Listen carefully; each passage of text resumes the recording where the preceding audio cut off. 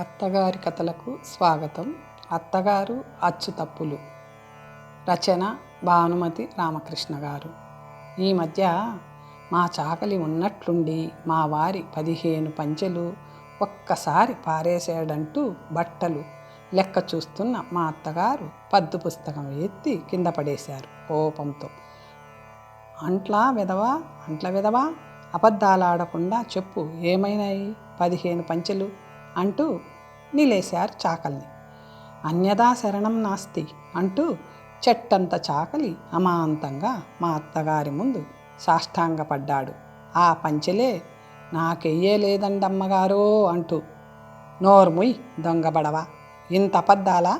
నిక్షేపం లాంటి పిల్లవాడి నిక్కరు పారేస్తే పారేశావు, బంగారం లాంటి 15 పంచెలు ఏం చేశావో చెప్పు అంటూ బడిపంతులల్లే పెన్సిలు జులిపించారు.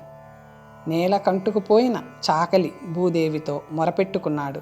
ఆ తిరుపతి ఎంకన్న సాక్షిగా ఆ పంచెలు గాని నిక్కరు గాని నాకెయ్యలేదండమ్మగారు అంటూ.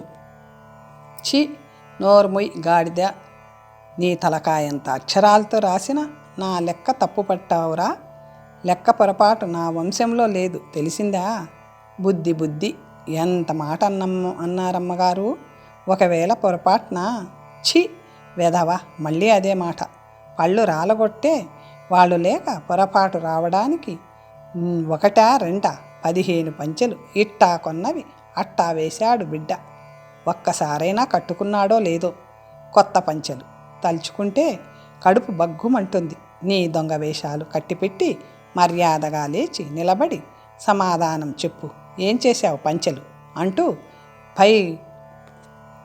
పై గాంధారంలో గర్జించారు మా అత్తగారు. అప్పటికే సగం చచ్చిపోయిన చాకలి మెల్లిగా లేచి కళ్ళు తుడుచుకుంటూ నిలబడ్డాడు. ఏ పెమానం చేయమంటే ఆ పెమానం చేస్తానండమ్మగారు. ఈసారి సలవకి నాకొక్క పంచె కూడా పడలేదండమ్మగారు అంటూ వాపోయాడు. మళ్ళీ అదే పాట. సరే, ఇహ వీడిట్లా చెప్పడు, వీడిని అడిగే విధంగానే అడగాలి, పిలిపించు పోలీసుల్ని అంటూ హడావిడిగా లేచి నిలబడ్డారు మా అత్తగారు. పోలీసుల మాట వినగానే చాకలి వాడితో పాటు నేను కూడా హడలిపోయాను. వాళ్ళను పిలిస్తే ఎన్ని ఇబ్బందులున్నాయో మా అత్తగారికి తెలియదని నాకు తెలుసు. అసలు పంచెలు పోవడానికి వాళ్లకు తగినన్ని ఆధారాలు దొరికిందాకా వాళ్లతో పాటు మనం కూడా అవస్థపడాలి. చిన్న విషయమైనా పెద్ద విషయమైనా వాళ్ళ దాకా వెళితే బ్రహ్మాండమైన విషయమై ఊరుకుంటుంది. ఆ మధ్య మా వారి స్నేహితుడు రావుగారు ఇలాంటి ఇబ్బందుల్లోనే పడ్డారు. కారు డ్రైవ్ చేసుకుంటూ రోడ్డు మీద పోతున్న రావుగారు ఊరుకోకుండా తన కారుకు 50 గజాల దూరంలో అరటిపండు తొక్క మీద కాలు వేసి నడి రోడ్లో జారిపడ్డ ఒక ఆడమనిషి దగ్గరికెళ్ళి సడన్ బ్రేక్ వేసి కారు ఆపాడు. అంతటితో ఊరుకోకుండా కారు దిగి ఆ పడిన మనిషి దగ్గరికెళ్ళి దెబ్బేమైనా తగిలిందా అంటూ విచారించాడు. ఈలోపుగా నలుగురు గుంపు చేరారు. కాలు జారి రోడ్డు మీద పడ్డ ఆ ఆడమనిషి తన చుట్టూ గుంపు చేరేసరికి సిగ్గుపడిపోయి ఏమీ దెబ్బ తగల్లేదంటూ పక్కనే ఉన్న గుడిసెల్లోకి వెళ్ళిపోయిందట. ఇంకా అక్కడ చేరిన గుంపంతా అరటిపండు తొక్కను వదిలేసి రావుగారిని ఎముకల గూడు లాంటి ఆయన ఓల్డ్ మోడల్ ఆస్టిన్ కారును ఒకసారి కోరకరగా చూశారట. అదేమిట్రా బాబు అనుకొని ఎందుకైనా మంచిదని పెద్ద మనిషిల్లే జరిగిన యథార్థం పోలీస్ స్టేషన్లో చెప్పి వెళ్దామని వెళ్ళాడట రావుగారు. ఎవరో ఆడమనిషి అంటూ రావుగారు అసలు విషయం చెప్పేలోగానే ఆ మనిషి చచ్చిపోయి ఎంతసేపు అయింది? యాక్సిడెంట్ జరిగిన చోటు ఇక్కడికి ఎంత దూరంలో ఉంది?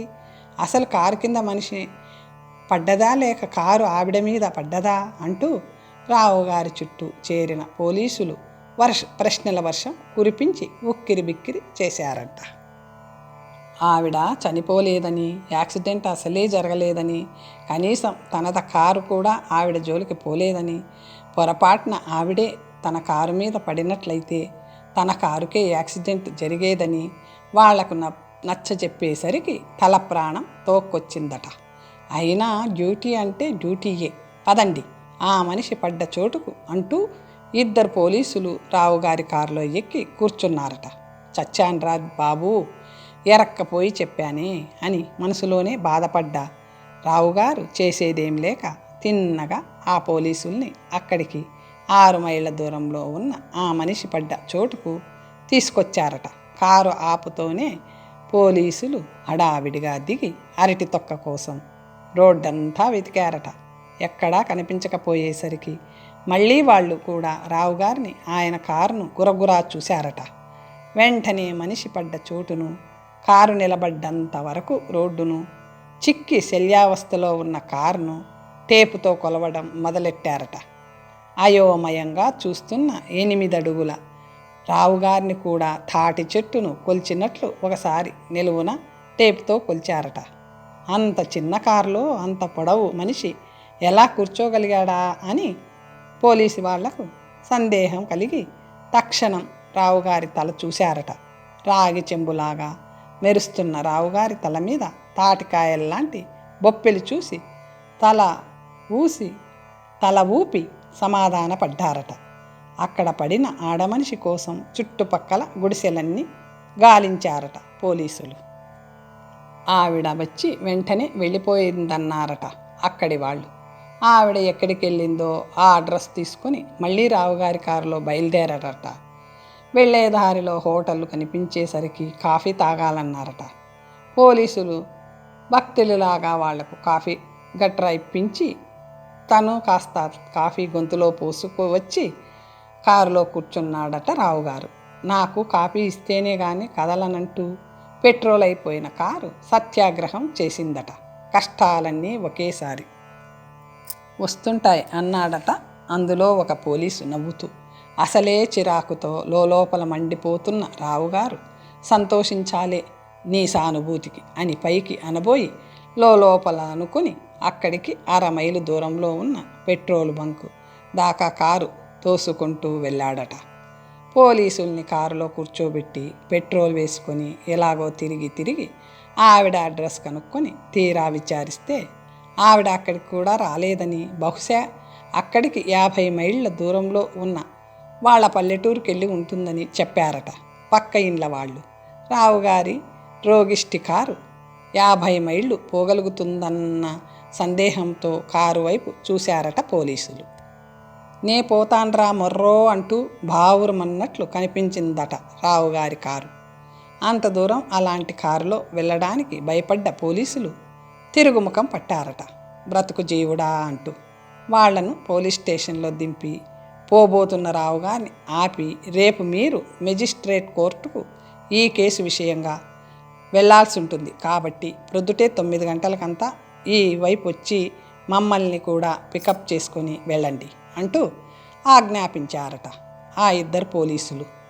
పాపం ఆ అర్థం లేని యాక్సిడెంట్ కోసం 1/2 డజన్ సార్లు కోర్టు చుట్టూ తిరగాల్సి వచ్చిందట రావుగారు. మా అత్తగారు పోలీసులనంగానే నాకా కథంతా ఒక్కసారి జ్ఞాపకం వచ్చి బెదిరిపోయాను. ఇంకా వాళ్ళొచ్చినప్పటి నుంచే ఆ పంచెలు ఏ రంగు అంచువి, ఎప్పుడు కొన్నవి, ఏ షాపు, వాటి బిల్లు, ఖరీదు, వాటి మీద ఇన్షల్ వగైరా అన్నీ అడుగుతారు అన్నట్లు మా చాకలి ఉతికే ఏ బట్ట మీద కూడా ఇన్షల్ అంటూ ఉండదని నాకప్పుడు గుర్తొచ్చింది. ఏ గుర్తు లేకుండా పంచెలు ఎక్కడ పోయాయో తెలుసుకోవడం పోలీసుకు కూడా కష్టమేమో అనిపించింది.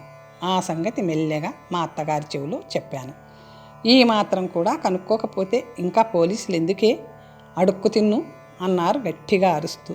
నిక్కర్ పారేస్తే పారేశావు, ఆ 15 పంచెలు ఏం చేశావో చెప్పు, ఇంతకైనా లేదంటే తక్షణం పోలీసుల్ని పిలిపించి నీ తాట ఒలిపిస్తాను అంటూ మళ్ళీ బెదిరించారు చాకల్ని. చాకలి మళ్ళీ ఏడవబోయాడు. ఎంత ప్రయత్నించినా కళ్ళల్లో నీళ్లు రాకపోయేసరికి చీదేస్తూ ఒట్టి కళ్ళు తుడుచుకోవడం మొదలెట్టాడు. బంగారం లాంటి 15 పంచెలు మింగేసి ముచ్చులాగా మొసలి కన్నీళ్లు వదిలితే విడిచిపెడతాననుకున్నావట్రా, ఇంకా చూస్తావేమిటే, టెలిఫోన్ చేసి పిలిపించు పోలీసుల్ని అంటూ మా అత్తగారు నన్ను దబాయిస్తుండగానే మా వారు టెలిఫోన్ చేశారు. ఆఫీసు నుంచి రాత్రికి ఎక్కడో డిన్నర్ ఉందని భోజనానికి తన కోసం కాచుకోవద్దని చెబుతూ. వాళ్ళమ్మగారి కేకలు ఫోన్లో కూడా వినిపించి, ఏమిటి మా అమ్మ ఎవరి మీదనూ అరుస్తున్నట్లుందే అని అడిగారు. చాకలి 15 పంచెలు పారేశాడని చెప్పాను. అరెరే, 15 పంచెలే పారేశాడా? అయితే మరి వాడేమంటున్నాడు అన్నారు. అసలు ఆ పంచెలే నాకెయ్యలేదంటున్నాడు. లెక్క సరిగా చూశారా? ఎవరు రాశారు? మీ అమ్మగారే, చాకలివాడి తలకాయంత అక్షరాలతో. అయితే ఇప్పుడు మా అమ్మేమంటుంది? తక్షణం పోలీసుల్ని పిలవమంటుంది. చాచా, వాళ్ళకెందుకు అనవసరంగా, అదొక న్యూసెన్స్. వద్దని చెప్పు. వాళ్ళొచ్చి వాడి వీపు చితక్కొట్టి నానా గందరగోళం చేయడం తప్ప ప్రయోజనం లేదు. కంప్లైంట్ ఇచ్చినందుకు వాళ్ళ చుట్టూ, కోర్టు చుట్టూ మనం తిరగాలి. ఆ మధ్య మన రావుగారు తిరిగినట్టు మాట్లాడకుండా వాడిని పంపించేయండి. ఇక మీద వాడికి బట్టలేయకుండా ఉంటే సరి అన్నారు మావారు. ఈ సంగతి మా అత్తగారిని యువతలకు పిలిచి చెప్పాను. అయ్యో నెత్తిరాత, వాడంతకంటే ఇంకేమంటాడులే, అన్నీ వాడికా తండ్రి బుద్ధులే వచ్చాయి అంటూ కొడుకు మీద కాసేపు విసుక్కుని చాకలివాడి మీద ఆఖరు వార్నింగ్ ఇచ్చారు. రేపు మధ్యాహ్నం లోపుగా పంచెలు తెచ్చి పెట్టు, లేదంటే తక్షణం పోలీసులకు పట్టించి అండమాన్ దీవులకి పంపి జన్మ ఖైదు వేయిస్తాను, జాగ్రత్త అంటూ ఒక విసురున పద్దు పుస్తకం నా ముఖాన పరేసి స్నానానికి వెళ్ళిపోయారు మా అత్తగారు. చివరిసారి చీదేసి చాకలి కూడా కాళ్ళీడ్చుకుంటూ వెళ్ళిపోయాడు. ఆ రోజంతా చాకలిని తిడుతూనే వంట వడ్డెన చేసుకున్నారు మా అత్తగారు. మరునాడు మధ్యాహ్నం చాకలి కోసం కూర్చున్నారు. వాడు రాలేదు. కానీ తల్లికి జబ్బుగా ఉందని తంతి వస్తే వెళ్ళిన మా వారి పని పిల్లవాడొచ్చాడు ఊరు నుంచి. వాడొస్తూనే, అయ్యగారి 15 పంచెలు పోయాయిరా అన్నాను. అరే, అన్యాయంగా ఉంది. బహుశా నేను ఊరికెళ్ళానని తెలిసి వాడి నాటకం ఆడుంటాడు. నేనే కదమ్మా 15 పంచెలు వేసి బిల్లు కూడా తీసుకొచ్చాను. ఉండండి, నేనిప్పుడే వెళ్ళి ఆ లాండ్రీ వాడి పని పట్టిస్తాను అని వాడంటుంటే వెలవెలబోతున్న మా అత్తగారు, లాండ్రీ ఏమిట్రా, చాకలి పారేశాడంటుంటే అన్నారు. అబ్బే లేదమ్మా, చాకలి మూటలో నుంచి నేనే తీసేశాను. అయ్యగారు పంచెల్లే లేవంటే అర్జెంట్ వాష్కి వేశాను. మా ఊరి నుంచి తంతి రాగానే ఆ గొడవలో ఈ సంగతి మీకు చెప్పడం మర్చిపోయాను. బిల్లు కూడా అయ్యగారి బీరువా సొరుగులో పెట్టే వెళ్ళాను. మీరు చూడనే లేదన్నమాట అంటూ నసిగాడు. ఎట్లా చూస్తాంరా మొద్దు విధవ, లెక్క రాసి మూట కట్టి పడేసిన మురికి గుడ్డల్లో నుంచి నువ్వు పంచెలు మాత్రం తీసి లాండ్రీకి వేస్తావని నేనేం కలగన్నానా? చెప్పక్కర్లా. బుద్ధి జ్ఞానం లేని కుర్ర విధవలంతా ఇంటి పనికి పెడితే అంటూ పనివాడి మీద మండిపడుతున్న మా అత్తగారు సడన్గా లేచి గబగబా లోపలికి వెళ్ళారు. ఏదో పని ఉన్నట్లు. ఏమిటా అని వెనక్కి తిరిగి చూశాను. చాకలి నన్ను చూస్తూనే మళ్ళీ ఒకసారి బలవంతంగా ఏడవబోయాడు. నాకు నవ్వు వచ్చింది. వాడి అవస్థకు వద్దొద్దు, ఇహ ఏడవక్కర్లే, పంచెలు దొరికాయి అన్నాను. అమావాస్య నాడు చంద్రుడు కనిపించినట్టు వాడి నల్లటి ముఖం నిండా ఒక్కసారి తెల్లటి పండ్లు కనిపించాయి. చూశారా చిన్నమ్మగారు, నా మీద ఎంత పెద్ద అభాండం వేశారో పెద్దమ్మగారు. ఏరమ్మా పెద్దమ్మగారు అని అడిగాడు చాకలి. ఆవిడ ప్రస్తుతం నీకు కనిపించరు, లోపల చాలా పనిలో ఉన్నారు అన్నాను. నాకు తెలుసు అలాంటి క్లిష్ట సమస్యలు మా అత్తగారు నాకే వదిలేస్తూ ఉంటారని. అయితే మరి మాసిన బట్టలు వెయ్యరా అమ్మా అని అడిగాడు చాకలి దీనంగా. పాపం అనిపించింది. ఏం చెప్పాలో తోచక 2 రోజులు ఆగి రమ్మని పంపించేశాను చాకల్ని. వాడు అటు వెళ్తూనే మా అత్తగారు లోపల నుంచి వచ్చారు. ఏడి చాకలి విధవ, వెళ్ళిపోయాడా అంటూ. నేనే పంపించేశాను, మురికి బట్టలు లేయమన్నాడు, 2 రోజులు తాళి రమ్మన్నాను. ఎన్ని రోజులు తాళొచ్చినా పిల్లవాడి నిక్కరు సంగతి తేలిందాకా మళ్ళీ వాడికి బట్టలెట్టా వేస్తావు? నిక్షేపం లాంటి కొత్త కాకి నిక్కరు అని మా అత్తగారు అంటుండగానే, ఆ కొత్త కాకి నిక్కరే నా అమ్మ అయితే సాకలోడి మూట్లో నుంచి నేనే తీసి సబ్బేసి గుంజేసిన సిన్నయ్య గారు కావాలంటే అన్నది అప్పుడే ఇల్లు చిమ్మడానికి వచ్చిన పని మనిషి పిచ్చమ్మ. మా అత్తగారు నా ముఖం చూడలేక పడ్డ అవస్థ నేను చూడలేక మెల్లగా ముందు హాల్లోకి తప్పుకున్నాను. టెలిగ్రామ్ అంటూ పోస్ట్మెన్ కేక విని వరండాలోకి వెళ్ళాను. టెలిగ్రామ్తో పాటు ఒక శుభలేఖ కూడా వచ్చింది. ఈలోపుగా మా అత్తగారు కూడా కంగారు పడుతూ వచ్చారు. టెలిగ్రామ్ ఎక్కడి నుంచే అంటూ. మీ అమ్మాయి దగ్గర నుంచే. ఏమిటి, ఏమనిచ్చిందే నా తల్లి, ఒళ్ళికి ఏం లేదు కదా అంటూ ఆదుర్దా పడ్డారు. ఏం లేదు, ఆరోగ్యంగానే ఉన్నారు, రేపు మెయిల్లో వస్తున్నానని ఇచ్చారు అంతే అన్నాను. అమ్మయ్య, నా తల్లి వస్తుందా, ఎన్నాళ్ళయిందో చూసి కళ్ళు కాయలు కాచాయి అన్నారు. 6 నెలల క్రితం మా ఆడబిడ్డను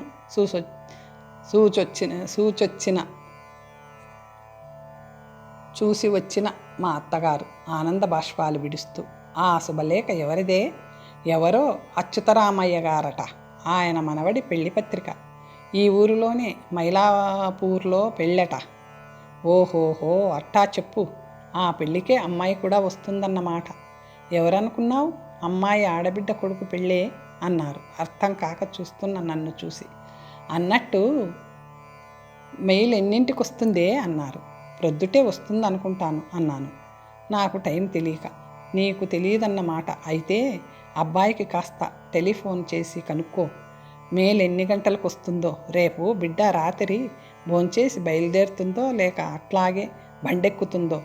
వస్తూనే నేనైనా 4 మెతుకులు తినకపోతే దానికి కళ్ళు తిరుగుతాయి. పైగా దంపుడు బియ్యం తప్ప మనం మింగే మరబియ్యం దాని ఒళ్ళికి కాదు అంటూ అప్పటికప్పుడు పండ్ల కొట్టు, వడ్ల కొట్టు తెరిచి ఒక బస్తా వడ్లు తెచ్చి పని మనిషి ముందు పోసి దంచమన్నారు. రోకలి విరిగిపోయిందమ్మా అన్నది పని మనిషి. అది తప్పించుకోవడానికి ప్రయత్నిస్తుందనుకున్న మా అత్తగారు పక్కింటి నుంచి రోకలి తెచ్చి దంపమన్నారు. కొడుకు ఎన్నిసార్లు ఉప్పు మిరపకాయలు ఊరవేయమన్నా ఇదిగో ఎండరాని, అదిగో మజ్జిగ మిగల్ని అంటూ కాలం గడిపిన మా అత్తగారు కూతురు కోసం అప్పటికప్పుడు పచ్చిమిరపకాయలు చీరి మజ్జిగలో వేశారు. ఊరగాయలు కొద్ది కొద్దిగా తీసి రాచిప్పలకు పట్టించి పెట్టారు.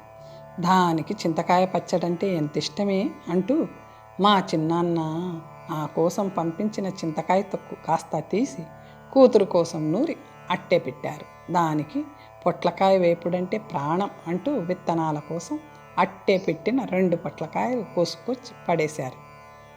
మెంతిపిండి తప్ప అంగట్లో కొన్న ఇసుకలాంటి సీకాయ అది జన్మకు తల మీద వేసుకోదే అంటూ మెంతులు సీకాయ నానేశారు. సున్నిపిండి తప్ప సోపులు గీపులు దానికి అలవాట్లేదే అంటూ అప్పటికప్పుడు తిరగలి ముందేసుకొని సున్నిపిండి విసరటం మొదలెట్టారు. సున్నిపిండిలోకి కచ్చూరాలు గట్రా సమయానికి ఇంట్లో లేకపోయేనే అని బాధపడ్డారు కాసేపు. అన్నట్లు రామేశ్వరం నుంచి వస్తూ శ్రీ విల్లిపుత్తూరు అండాలు వాసన చెక్క పొడి తెచ్చి నీకిచ్చానే, ఎక్కడే అది? ఉంటే కాస్తివ్వు, పిండిలో కలుపుతాను, లేకపోతే పచ్చివాసన వస్తుంది పిండి అంటూ అదడిగి పుచ్చుకున్నారు. అయ్యో, నా మతిమరుపు మండిపోను, అసలు అది వడియం లేకపోతే నోట ముద్ద పెట్టదే అంటూ వడియాలకు పప్పు నానబూసి గుమ్మడికాయ కోసం పక్కింటి వాళ్లకు కబురు పెట్టారు. మా అత్తగారు వడియాలు వేస్తే 4 కాలాల పాటు ఉండేటట్టు వేస్తారు. అవి మనుషులు పళ్లను గట్టిపరచడమో లేక ఊడగొట్టడమో తేల్చేస్తాయి. ఆ వడియాలు కంచంలోనే వేసేటప్పుడే వడగళ్ల శబ్దం బయలుదేరుతుంది. 5 సంవత్సరాల క్రితం ఒకసారి మా కోసం వడియాలు వేశారు మా అత్తగారు. కర్మచాలక అప్పుడే మా నాన్నగారు వచ్చారు ఊరు నుంచి. అన్నగారు, కొత్త వడియాలు వేశాను, ఇంకా బాగా ఎండలేదనుకోండి, అయినా ఎట్టా ఉన్నాయో కాస్త రుచి చూడండి అంటూ 4 వడియాలు మా నాన్నగారి కంచంలో వడ్డించారు మా అత్తగారు. బేష్ బేష్, గుమ్మడి వడియాలంటే నాకు ఇష్టమని మీకెట్లా తెలిసింది అంటూ సంతోషపడుతున్న మా నాన్నగారు వడియాలన్నీ తుంచడానికి ప్రయత్నించారు. చేతకాల కొరకడానికి ప్రయత్నించారు, లాభం లేకపోయింది. మొత్తం వడియం నోట్లో వేసుకోవడానికి ప్రయత్నించారు. చేటంత వడియం నోట్లో పట్టాలా చాలాసేపు అవస్థపడ్డారు. ఏం అన్నగారు, వడియాలు ఎట్లా ఉన్నాయి? బాగానే ఉన్నాయి, కానీ వీటిని కాస్త పొడిగా కొట్టించి వేయిస్తుండండి అన్నారు మా నాన్నగారు. కొరకరాని కొయ్యల్లా ఉన్న ఆ 4 వడియాల్ని కంచంలో ఓ మూలకు తోస్తూ ఆ తరువాత మా అత్తగారు ఏమనుకున్నారో ఏమో మళ్ళీ ఆ వడియాలు వేయించలేదు, ఎవరికి వడ్డించలేదు, గప్ చిప్గా ఊరుకున్నారు. ఎండకు ఎండుతూ వానకు తడుస్తూ పాత చింకి చాప నట్టి పెట్టుకొని బయటిని పడున్న ఆ వడియాల మీద చివరకు మావాడు జాలిపడ్డాడు. తక్షణం వాడి స్నేహితులు కొందరు కలిసి కొన్ని వడియాల్ని రాకెట్స్ లాగా ఆకాశానికి పంపే ఏర్పాటు చేశారు. చాలా వరకు ఆకాశానికి పంపగా మిగిలిన వడియాల్లో కొన్ని కాకుల్ని కుక్కల్ని తరమడానికి ఉపయోగించారు. ఆ తరమడంలో ఒక వడియం ఎవరో పిల్లవాడి కణతకు తగిలి చిల్లిపడి బటబట రక్తం కారింది. ఈ సంగతి విన్న ఆ పిల్లవాడి తల్లి ఎవరో రాయి తీసి కొట్టి అబద్ధాలాడుతున్నారని, వడియంతో అంత దెబ్బ తగలడం అసంభవమని మా ఇంటి మీదికి యుద్ధానికి వచ్చింది. మేమంతా ఆవిడ కాళ్ళు గడ్డాలు పట్టుకుని బ్రతిమాలి అది రాయి కాదని వడియమేనని పొరపాటున తగిలిందని నచ్చజెప్పి ఆవిడికి నమ్మకం కలిగేందుకు చాప మీద పడున్న మిగతా వడియాలు చూపించాం. అప్పటికి సమాధానపడి దిక్కుమాలిన వడియాలు అని తిట్టుకుంటూ పిల్లవాడిని తీసుకొని ఇంటికెళ్ళింది. ఇంకా ఆ వడియాలు అక్కడ ఉంటే ప్రమాదమని తక్షణం బయట పారేయించాను, మా అత్తగారు చూడకుండా. అక్కడ వాటిని వదల్లేదు. ఎదురింటి ఆడపిల్లలు చిల్ల పెంకులకు బదులు ఆ వడియాలను తొక్కుడు బిళ్ళలుగా ఉపయోగించి ఆడుకున్నారు. ఆ తరువాత వడియాలు కావాలని మేం అడగనూ లేదు, మా అత్తగారు వెయ్యనూ లేదు. కూతురు వస్తుందనగానే మళ్ళీ వడియాలు రుబ్బడానికి కూర్చున్నారు. అన్నట్లు మర్చిపోయానేవు, రేపటికి నెయ్యి లేదు. ఎట్టా? కాఫీ పొడి కూడా అయిపోయినట్టు ఉంది. దానికి అన్నం అక్కర్లేకపోయినా రోజుకు 5 సార్లైనా కాఫీ కావాలి. రేపు ఆదివారం కూడాను. త్వరగా ఒక కాగితం పెన్సిల్ తీసుకొచ్చి ఇవ్వవే అంటూ చేయి గడుపుకున్నారు. అట్లాగే బజారు సామాన్లు కూడా తెప్పించండి. కందిపప్పు, మినప్పప్పు, చక్కెర అన్నీ రేపటిదాకా వస్తాయి అన్నాడు వంటవాడు నసుగుతూ. పీడ పోయిందది. ఓహ్, 1 తారీఖు 10 రోజులుందనగానే అన్నీ నిండుకున్నాయా? బాగానే ఉంది. సరే, మళ్ళీ ఎందుకు? ఒకేసారి చెప్పు, ఏం కావాలో రాసిస్తా. మళ్ళీ రేపు ఆదివారం కూడా అంటూ పెన్సిలు కాగితం తీసుకొని కూర్చున్నారు మా అత్తగారు. కందిపప్పు 10 మానికలు. ఓరి, నీ 10 మానికలు దొంగలదోలా. అవ్వ, ఎందుకురా 10 మానికలు? ఇంకా నయం 10 బస్తాలన్నావు కావు అంటూ పడి నవ్వారు మా అత్తగారు. వెనుకటికి మా అత్తగారింట్లో 80 మంది జనాభాకు నెలకు 10 బస్తాల పప్పు ఉడికేదట. ఆ కాలంలో పప్పే ప్రధానం. అట్టా ఉంది నువ్వు చెప్పేది. తర్వాత మినప్పప్పు 5 మానికలు. ఓరి, నీ ఇంట వాన కురవ, ఎందుకురా 5 మానికలు? వెనకటికి మా బంధువుల్లో ఒక ఆవిడ నిత్యం మినపగారెలు తినటానికే ఉన్న ఆస్తి అంతా తగలేసిందట. బస్తాల మినప్పప్పు తిని చివరకు పుట్టెడు చెవుడుతో పోయిందట ఆ ఇల్లాలు అంటూ మళ్ళీ నవ్వారు మా అత్తగారు. వంటవాడు చిన్నబుచ్చుకున్నాడు. మాట సామెత కన్నాను కానీ తొందరగా తెములు మరి.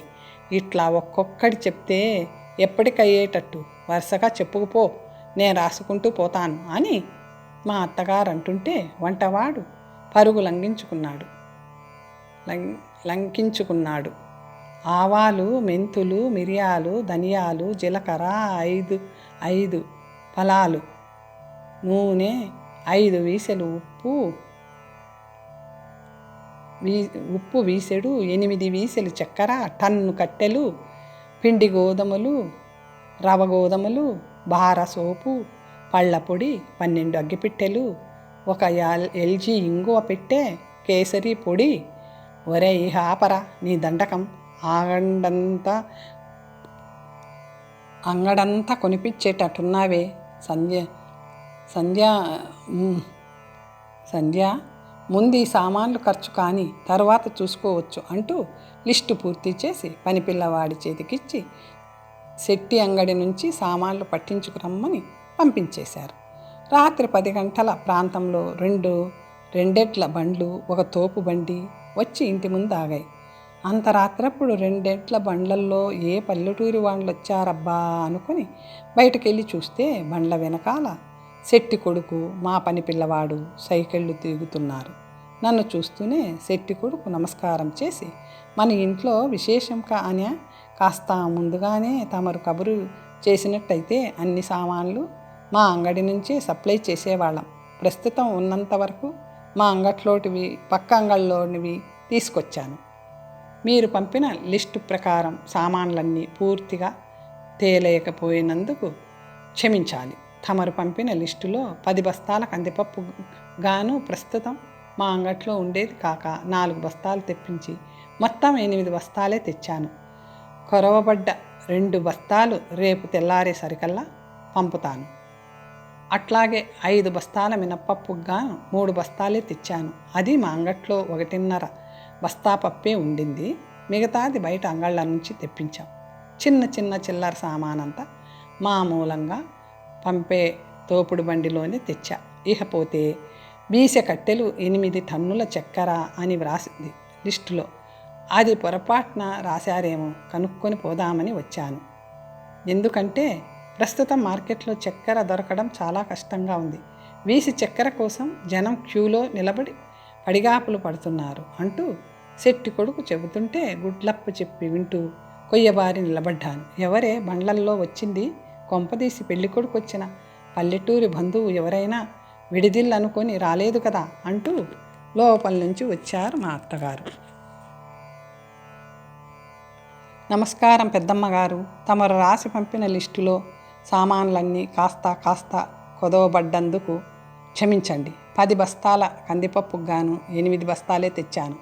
మినపప్పు కూడా 2 బస్తాలు కొదవబడ్డాయి. ఆ 2 రేపు పంపిస్తాననుకోండి. కానీ చక్కెర దొక్కటే కష్టం. అసలు అది ఎంత రాశారో కనుక్కొని పోదామని వచ్చాను. ఏమిటది? టన్నుల చక్కెర ఏలేక? ఓరిని టన్నుల దొంగలదోల! ఈ బండ్లేమిటి? ఈ బస్తాలేమిటి? హవ్వ ఏమిటి అన్యాయం! నీకేం మతి గితి పోలేదు కదా అబ్బి? శెట్టి కొడుకు వెలబోతూ తమరు పంపిన లిస్టు ప్రకారమే తెచ్చాను అన్నీ అన్నాడు. చాలే ఊరుకో పెద్ద మనిషి, ఎవరైనా నవ్విపోతారు. నే రాసిన లిస్టులో ఇన్ని సామాన్లు రాశానా? ఏది చూపించు లిస్టు అంటూ నిలేశారు శెట్టి కొడుకు జేబులన్నీ వెతుక్కున్నాడు. కనిపించలే. పనిపిల్లాడిని అడిగాడు. మీరే తీసుకున్నారు సార్ అన్నాడు వాడు కంగారు పడుతూ. ఇప్పుడే వస్తాను అంటూ సైకిల్ తీసుకొని పరిగెత్తాడు శెట్టి కొడుకు. అన్ని దొంగ వేషాలు, దొంగ బుద్ధులును. అంగట్లో అమ్ముడుపోయి సరుకంతా ఊళ్ళో వాళ్ళనెత్తి కట్టాలంటే ఎట్లా? న్యాయం ఉండక్కర్లే. ఇట్లా ఎవరైనా రాస్తారా? ఇంత అన్యాయం చేస్తుండబట్టే 6 నెలల క్రితం అంగట్లో ఉండేవన్నీ పట్టపగలే దొంగలు దోచుకుపోయారు అంటూ శెట్టికి అష్టోత్తరం జరుగుతుండగానే శెట్టి కొడుకు పరిగెత్తుకొచ్చాడు సైకిల్పై. లిస్టు కాగితం దారిలోనే దొరికింది. కర్చీఫ్ తీస్తుంటే కింద పడ్డట్లున్నది. ఇదాండి మీరు రాసి పంపిన లిస్టు అంటూ మా అత్తగారి చేతికి అందించాడు ఆయాస పడుతున్న శెట్టి కొడుకు. మా అత్తగారు లిస్టులో తనేం రాశారో చూసేలోగానే నేను దొంగలాగా లోపలకు జారుకున్నాను. కాసేపటికి బండ్లు వెళ్ళిపోయాయి. చప్పుడు వినిపించింది. గప్చిప్గా లోపలికొచ్చారు.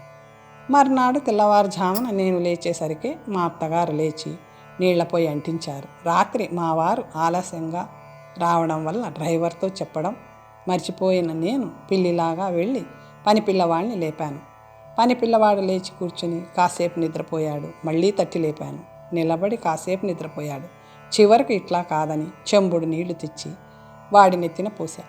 ఇహ పిచ్చెత్తినట్లు కలవరిస్తూ ఇల్లంతా పరిగెట్టడం మొదలెట్టాడు. మా అత్తగారు డ్రైవర్ సంగతి అడిగేలోగా కబురు పెడదామనుకుంటే ఎంతకీ వాడు సృహలోకి రాలేదు. మూల ఉన్న బెత్తంతో ఒక్కటి తగిలించా. దాంతో అదిరిపడి బాబోయ్ అమ్మగారు ఏంటి అంటూ ఈ లోకంలో పడ్డాడు. అర్జెంటుగా సైకిల్లో వెళ్ళి పెద్ద కారు డ్రైవర్ పెంటస్వామిని పిలుచుకురావాలి. స్టేషన్కు కారు తీసుకెళ్లాలని చెప్పు అర్జెంటు అంటూ పంపించేశాను డ్రైవర్ ఇంటికి. 10 నిమిషాల్లో తిరిగి వచ్చేశాడు. పెంటస్వామికి ఒంట్లో బాగాలేదని అయ్యగారి దగ్గర లీవు తీసుకుని రాత్రే ఊరికెళ్ళాడని అంచేత చిన్న కారు డ్రైవర్ మురుగుస్వామి అర్జెంటుగా రమ్మని చెప్పొచ్చానని చెప్పాడు. ఆ గుండెల్లో రాయపడ్డది. మా అత్తగారికి మొదట్నుంచి మురుగుస్వామి తాత డ్రైవర్ అంటే ఒళ్ళు మంట. దానికి కారణాలు లేకపోలేదు. ఒకసారి మురుగుస్వామి తాత డ్రైవ్ చేస్తే మా చిన్న కారులో దేవాలయానికి వెళ్ళాం. మా అత్తగారు నేను తిరిగొచ్చే వేళకు కాస్త చీకటి పడింది. అప్పటికింకా దీపాలు కూడా పెట్టారో లేదో ఇంకా మా మురుగుస్వామి తాత రోడ్డు వదిలేశాడు.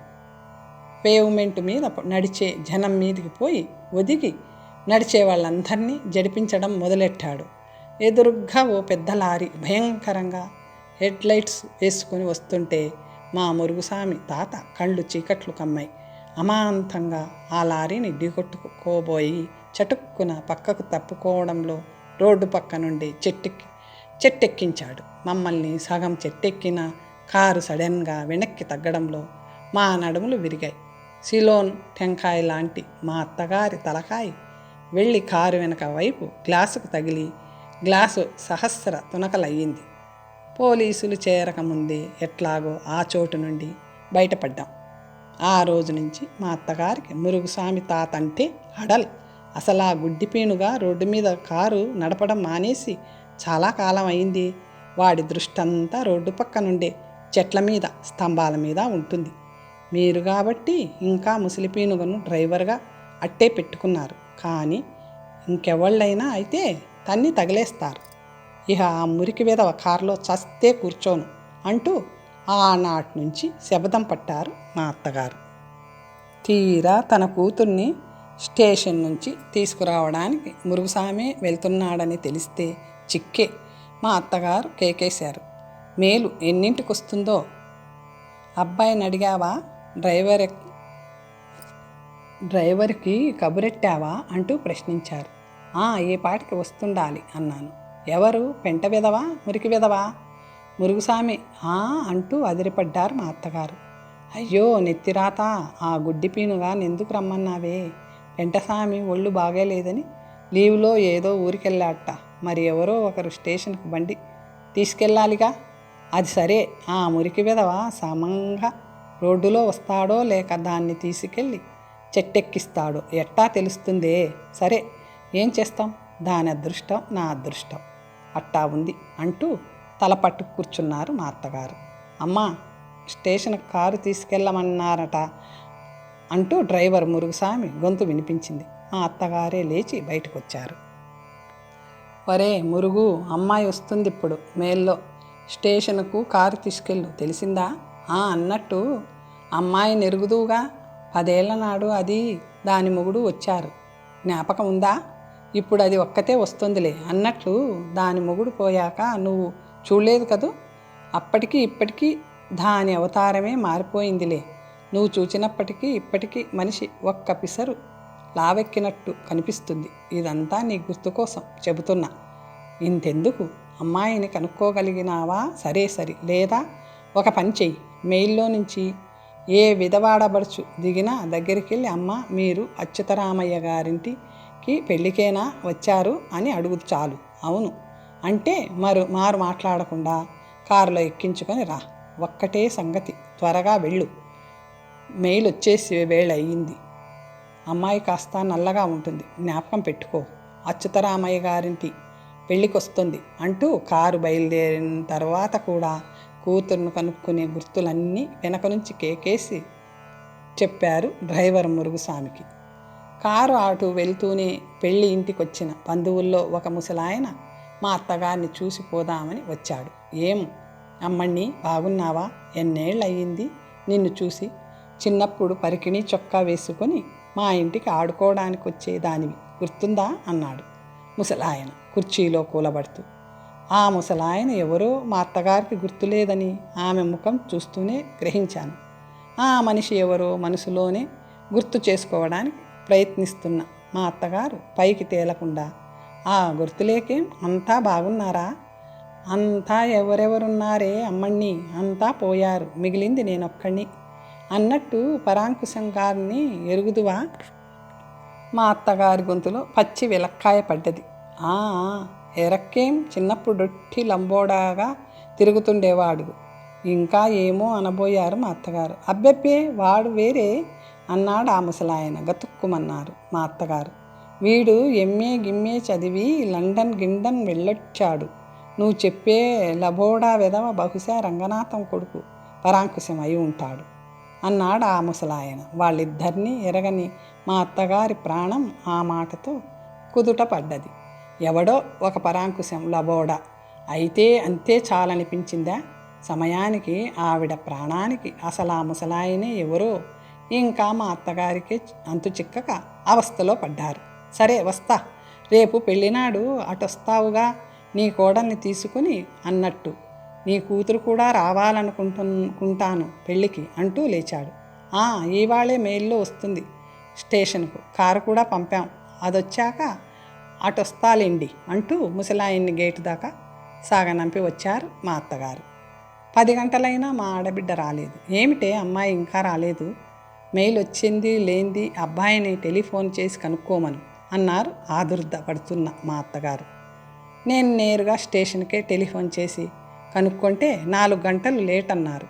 కలకత్తా మెయిల్. అయ్యో నెత్తిరాత.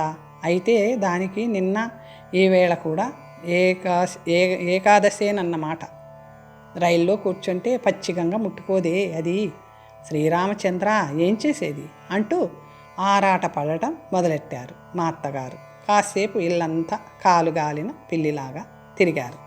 వంటంతా ముగించి అన్నీ సిద్ధం చేసి చల్లారిపోయిన వేడినీళ్ళ పొయ్యి కింద మళ్ళీ మంటేసి వచ్చి ఇంకా మెయిల్ రాలేదేటే అన్నారు. మళ్ళీ టెలిఫోన్ చేశా స్టేషన్కి. మెయిల్ వచ్చి చాలాసేపు అయిందని వాళ్ళు చెబుతుండగానే వాకిట్లా కారు వచ్చి ఆగింది. అమ్మాయి వచ్చేసిందే అంటూ ఎంతో ఆప్యాయంగా మా అత్తగారు గబగబా కారు దగ్గరికి పరిగెత్తారు. పెళ్లివారిల్లు ఇదేనా అంటూ ముసుగు సవరించుకొని కారులో నుంచి దిగింది నల్లగా లావుగా ఉన్న ఒక విధవావిడ. ఒక్క క్షణం మా అత్తగారు గుడ్లు తేలేసి నోట మాట లేకుండా కొయ్యబారి నిలబడిపోయారు. ఈమెనమ్మా తమరు చెప్పిన అచ్యుతరామయ్య గారింటి పెళ్ళికొచ్చారు అంటూ నీళ్లు నమిలాడు డ్రైవర్ మురుగుస్వామి. ఓరిని అచ్యుతరామయ్య అడవులు బట్టిపోను, వీడెవర్రా, అమ్మాయి ఏదిరా, కాష్టం, దాన్నే అడవులు పంటించావు, అట్లా గుడ్లప్ప చెప్పి చూస్తావేమిట్రా గుడ్డి పీనుగా, జవాబు చెప్పి ఏడు అంటూ మా అత్తగారు ఒక్క అరుపు అరిచేసరికి తమరు చెప్పిన అంటూ తడబడ్డాడు మురుగుస్వామి తాత. ఎవరైనా కాస్త గట్టిగా కోప్పడితే నత్తొస్తుంది మురుగుస్వామి తాతకు. అయితే పెళ్ళిళ్ళు ఇది కాదన్నమాట. ఎట్లాగూ ఇంతకు రావాల్సిన మీ అమ్మాయి ఏ ఊరు నుంచి రావాలండి అని అడిగింది సైను పంచావిడ. మీ ఊరు నుంచి మాత్రం కాదు, అయినా తెలియక అడుగుతా కానీ ఎవరమ్మా నువ్వు? ఎవరి కోసం వచ్చిన కారులో నువ్వెట్టా వచ్చావంట? అడగక్కర్లే ఎవరి కోసం వచ్చింది కారు ఏమిటి అని విచారించక్కర్లే అంటూ ఆ సైను పంచావణ్ణి జాడించారు మా అత్తగారు. బాగుందండోయ్ బామ్మగారు, పెళ్ళింటికి వంట మనిషి హోదాలో వచ్చాను కానీ నేనేం మీ ఇంటికి ముష్టికి రాలేదు. రైలు దిగ్గానే మీ డ్రైవర్ నా దగ్గరకు వచ్చి పలానా అచ్యుతరామయ్య గారింటికి పెళ్ళికేనా వచ్చారు అని అట్లా అని అడిగాడు. అవునంటిని. వెంటనే నా చేతిలో ఉన్న పెట్టెలాక్కొని వెళ్ళి కారులో పెట్టాడు. అతడి వెనకాలే నేను రావాలంటారా వద్దంటారా? నాకు తెలుసు వీడిట్లాంటిదేదో చేస్తాడని అంటూ కారెక్కారు మా అత్తగారు. మొదట్నే వెళ్ళుంటే ఇంత అనర్థం లేకుండా పోయేది. నిన్నట్నుంచి అన్నం నీళ్లు లేకుండా బిడ్డ ఏం అగచాట్లు పడుతుందో, కారు కోసం ఏం పడిగాపులు పడుతుందో చూస్తావేమ్రా, బయలుదేరు అంటూ ఒక్క అరుపు అరిచారు. గజగజలాడుతున్న మురుగుస్వామి తాత పిల్లిలాగా కారులో కూర్చుని కారు స్టార్ట్ చేశారు. కారు బయలుదేరే లోపుగానే మరో టెలిగ్రామ్ వచ్చింది.